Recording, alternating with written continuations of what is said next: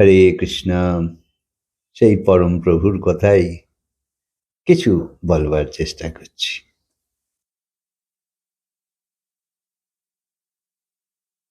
চারিদিকে যাতে তোমার নাম হয়, তুমি সর্বত্র পরিচিত হতে পারো, এরম অনেক কিছুই আমরা সবসময় ভেবে চলি। নিজের নাম হোক, যশ হোক, কীর্তি হোক, মান সম্মান, পদ প্রতিষ্ঠা, ধন সম্পদ, এসবই তো আমাদের চাওয়া। আর এগুলি হচ্ছে লৌকিক চাওয়া। আর এই লৌকিক চাওয়াকে পূর্ণ করবার জন্য আমরা সমস্ত শ্রম লাগাচ্ছি।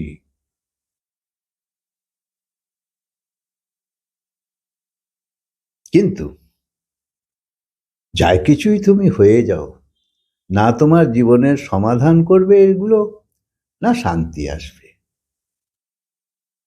এই দুটো হবে না।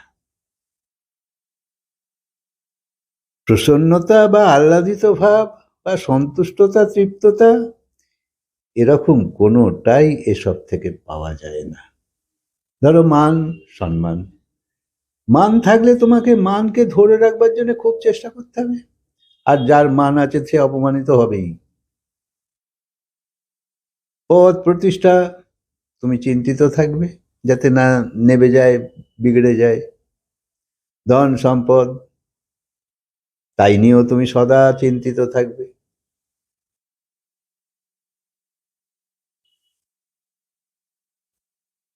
তাই যদি এই সবগুলোর পেছনেই সারা জীবন লাগিয়ে দাও, তো এটা খুবই বোকামি। তাই আমরা এইরকম কাজই করে চলেছি। দেখো, এই শাস্ত্র জ্ঞান, এই কথা তোমায় বিবেক দেবে। অর্থাৎ কিনা যদি কোথাও ভুল আছে সেগুলোই ব্যাখ্যা হবে। আর যদি তুমি বুঝে একবার স্বীকার করে নিতে পারো, তবেই তুমি লাভ পাবে। আর যদি উড়িয়ে দাও, হ্যাঁ ওসব কথা অনেক শুনেছি, তাহলে তো তুমি এই সংসারেই। হরে কৃষ্ণ। তাই বিবেক যখন আসতে থাকবে, অর্থাৎ এই কথাকে যত তুমি সঙ্গী করবে, তত সঠিকটা বুঝতে পারবে। আর তখন তোমার যে বিবেক আসবে, সে কি বলবে? বলবে ওই পথ তো ময়লা সিঁড়ি, ওই সিঁড়ি দিয়ে যেখানেই উঠে যাই, আমার কিছু সমাধান হবে না, আমার জীবনে শান্তি আসবে না। অহংকার আসবে, প্রদর্শনের ভাব আসবে, লোককে ছোট করবার মন আসবে। তাই যে প্রসন্ন থাকতে চায়, তার জন্য একটাই কথা, জিতেন্দ্রিয় প্রসন্ন আত্মা। যে ইন্দ্রিয়কে জয় করবার পথে চলে, সেই প্রসন্ন থাকে। যদি ইন্দ্রিয়তে পবিত্র না হও, তো তুমি প্রসন্ন হতে পারো না। কারণ সংসারের প্রসন্নতা খালি খালি বিগড়ে যাবে। কেউ কিছু বললো, অমনি বিগড়ে গেলে। তাই ইন্দ্রিয়তে পবিত্রতা এলে তবেই তুমি যা চাইছো তাই পাবে। তাই আমাদের ভারতীয় সংস্কৃতি বলছে, অপরিগ্রহ, অহিংসা, এইরকম নিয়ম ছাড়া কোনো সাধনা পরিপক্ক হয় না। জিতেন্দ্রীয় অর্থেই প্রসন্ন আত্মা। যখন তুমি তোমার কামনাকে সংযত করতে পারছো, তখন তুমি সদাই প্রসন্ন থাকবে। কামনাই তো তোমাকে দৌড় করাচ্ছে, ব্যস্ত রেখেছে সেই দিকে। তাই 5টা বিভিন্ন পদার্থ আছে, আর একজন খরিদ্দার। যার যেরকম জ্ঞান, সেইভাবেই সে প্রথম, দ্বিতীয়, তৃতীয় ইত্যাদি গ্রহণ করবে। এই 5টা বিষয় কি? এই 5টা বিষয় হলো ধর্ম, অর্থ, কাম, মোক্ষ, প্রেম। প্রেমকে কেউ অত্যন্ত বিরল মানুষই কিনতে পারে, মোক্ষকে কোনো বিরল মানুষই কিনতে পারে। অর্থ আর কাম কেনবার লোক অনেক, সবাই তাই, অর্থ চায় আর কাম ভোগ চায়, আর ধর্ম কেনবার লোক কম হয়। তাই দেখো, 3 প্রকারের মায়িক পদার্থ আর 2 প্রকারের দিব্য পদার্থ। মায়িক পদার্থের নাম হলো সাত্ত্বিক, রাজস, তামস, আর দিব্য পদার্থ হলো মোক্ষ, প্রেম। এই মায়িক পদার্থ আমাদের অনন্তবার প্রাপ্ত হয়েছে। রাজস তামস যুক্ত তো হয়েই আছো। সংসারে যে বাবা মা ভাই বোন এইসব দেখছো, সব রাজস তামস পদার্থ। অর্থ কামের পদার্থ। আর সাত্ত্বিক পদার্থ, তা হলো স্বর্গ। অর্থাৎ যখন তোমার একটু ওরই মধ্যে কিছু শুদ্ধ বিচারও আছে, ভদ্রলোক, ভদ্রতা আছে, সভ্যতা আছে, কিছু জ্ঞান আছে, কিছু রুচি আছে, তো স্বর্গে যাবে। তাই সেই স্বর্গও তুমি অনন্তবার পেয়েছ, কারণ সব গুণই, এই 3 গুণই প্রত্যেকের মধ্যে আছে আর সব সময় আছে। একই দিনের মধ্যেই এই 3 গুণ তোমার ভেতর চলছে, সব সময় গুণ ঘোরাফেরা করছে। তুমি কি সব সময় রেগে যাচ্ছ? না। তুমি কি সব সময় মন্দিরে বসে আছো? না। চলছে। তাই অর্থ কাম এই যুক্ত মানুষই সংসারে বেশি, আর স্বর্গ তুমি অনেকবার পেয়েছো, কিন্তু এত পাওয়ার পরও তোমার পেট ভরেনি। খিদে যায়নি। কি খিদে?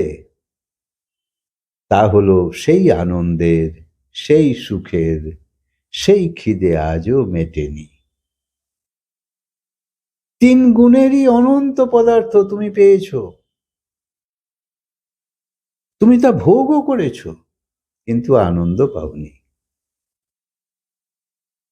অনন্তবার মা হয়েছ, অনন্তবার বাপ হয়েছ, অনন্ত পতিপত্নী বানিয়েছ, অনন্ত পুত্রকন্যা বানিয়েছ, কতবার স্বর্গের রাজা হয়েছ, কিন্তু আনন্দ পাওনি।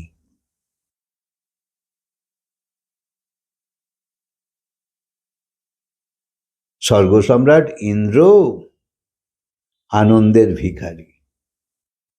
স্বর্গ সম্রাট ইন্দ্রের তো অনেক সুযোগ সুবিধে, সুখ প্রচুর।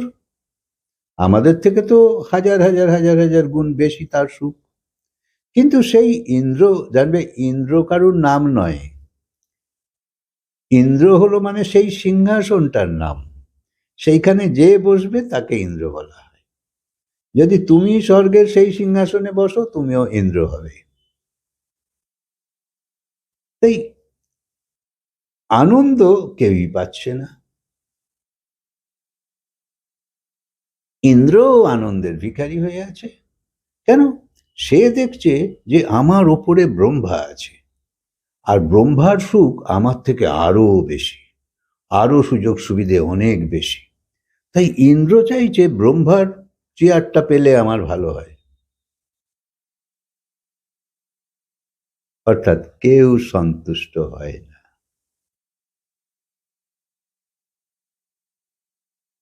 কেন? না, ভাবছে ওইখানে সুখ আছে, ওইখানে সুখ আছে, তো চাইছে আনন্দ। এটা দোষের নয়। তাই ধর্ম, অর্থ, কাম এগুলো বহুবার প্রাপ্ত হয়েছে, অনন্তবার, কিন্তু আনন্দ আজও পাওনি। এইসব মায়িক সুখ সবসময় ক্ষণভঙ্গুর, পেলে হারিয়ে গেল, আবার চাই। ধরো এখন রসগোল্লা খেলে, খুব ভালো লাগলো, কিন্তু আবার 1 ঘন্টা পরে তোমার যদি মনে হলো যে রসগোল্লা সেই স্বাদটা কেমন ছিল, তখন তার তোমার মুখে সেই স্বাদ নেই, তাহলে তোমাকে আবার খেতে হবে। তাই কোনো স্বাদ এখানে টেকে না, তাই আবার চাই, আবার চাই, আবার চাই।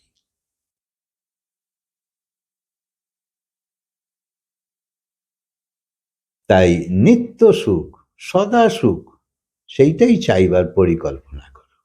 নিত্য সুখ অর্থাৎ যে সুখ আসবে আর যাবে না, আর ক্রমশ বাড়তে থাকবে সেই সুখ, কমে যাওয়াও হবে না।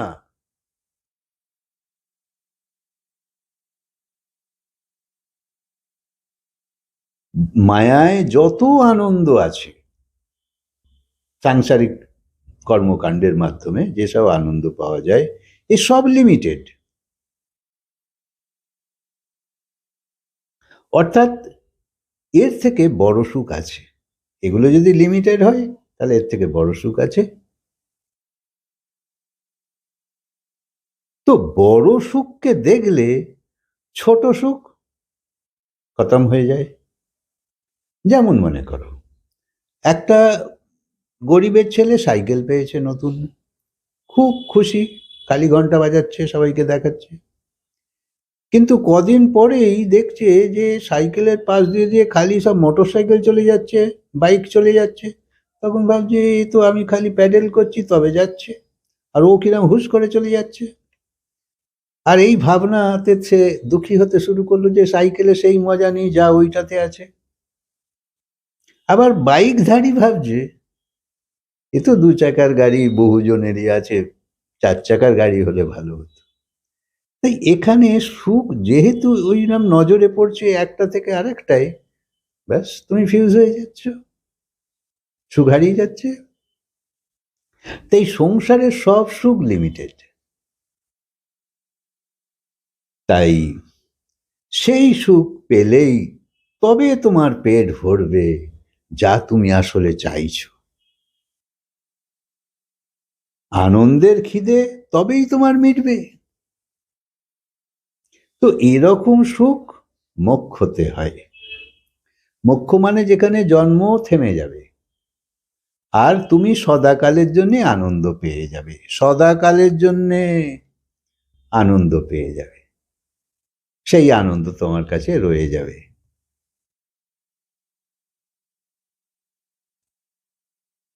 তাই এই রকম সুখ সেইখানে গেলে পাবে, তার আগে নয়।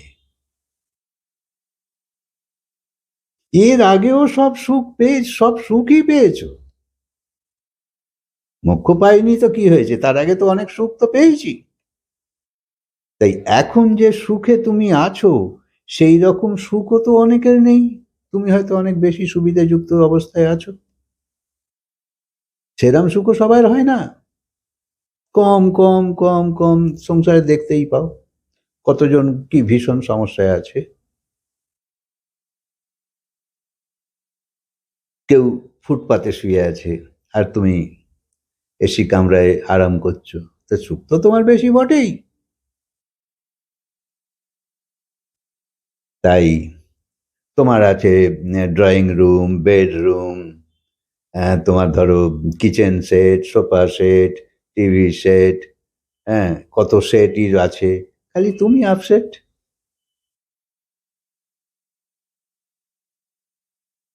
তাই আবার তোমার এত কিছু আছে, আবার কারুর কারুর একটা ঘরও নেই।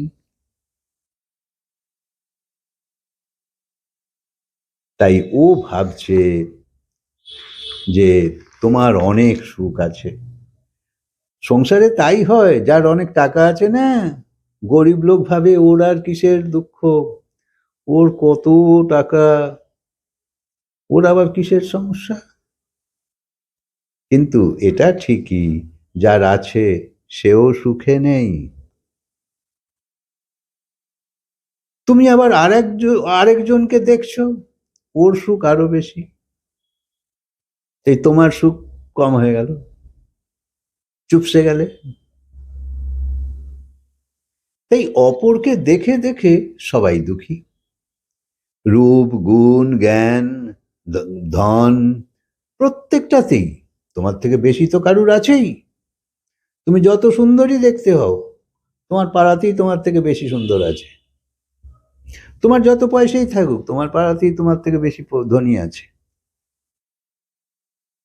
তাই কেউ বলল আমি হায়ার সেকেন্ডারি পাস, আর একজন বলল আমি বিএসসি। ব্যাস, তুমি আপনি চুপসে গেলে। তাই বর্তমানে সুখও তোমার চলে যাচ্ছে, টিকছে না। তোমার হীন বুদ্ধি হচ্ছে, ফিলিং সেইরাম হচ্ছে, সন্তুষ্টতা নেই, তৃপ্ততা নেই। তাই যা লিমিটেড বা সীমিত, তা যত বড়ই হোক কোনো তফাৎ হচ্ছে না, অর্থাৎ সেটাও লিমিটেড। দেখো, গরু ঘাস খেয়ে যে আনন্দ পায়, তুমি তোমার প্রিয় খাদ্য খেলে একই রকম সুখ পাও। ইন্দ্রিয়ের সুখের কোনো তফাৎ নেই। কিন্তু মানুষ দেখছে গরু ঘাস খাচ্ছে, তো মানুষ জানে না যে গরু একই রকম সুখ পাচ্ছে। ভাবছে ওর কোনো বুদ্ধি নেই, ঘাসে কি আবার সুখ আছে নাকি?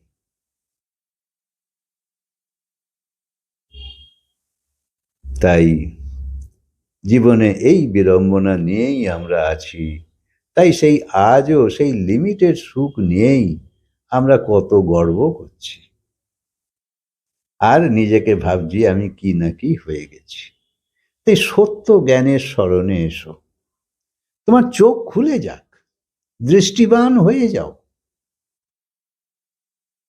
অনেক মজা পাবে। হরে কৃষ্ণ। কথাকে আজকে বিরাম দিই, আবার বলবো।